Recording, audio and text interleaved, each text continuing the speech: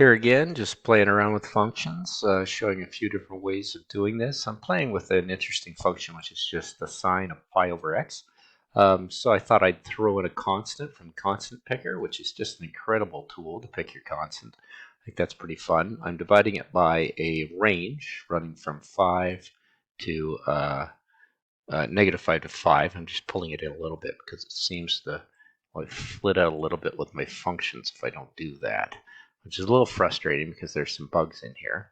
But processing that function is pretty nice. You've got what's coming through, and then you can grab that function and you can take that, put it into the y of points, and you'd have a really nice line generated from it. The other way to do it is to go in and use the function editor and bring in a function node, and you'll see as I hover over the edit, I've typed in the sine of pi over x. That's another way to do that. And that will do the same thing. You can take that and bring that into the y over the x, and you get the same curve. And then, of course, the easiest way to do it is, I guess, to just grab the function that's coming out here into here. Actually, that's the exact same thing I did, and just process that in the y. And I guess that's not doing anything different than what I did above.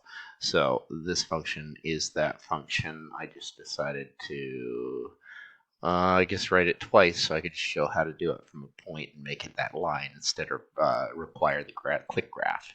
But that's it. Pretty simple stuff. Then you can do magic with these wonderful curves. You can bake them.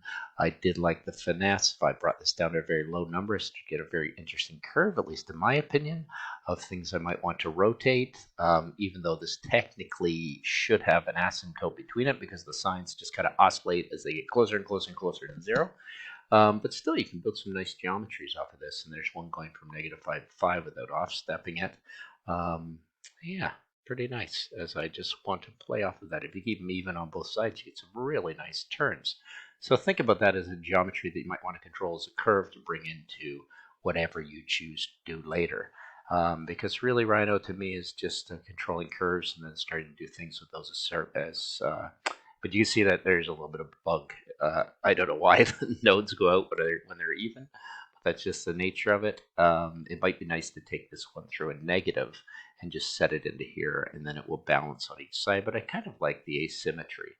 Trying to teach my students about asymmetry seems to be the trick, but a nice little line to then do surface edits. Anyhow, Michael at Wickerson Studios.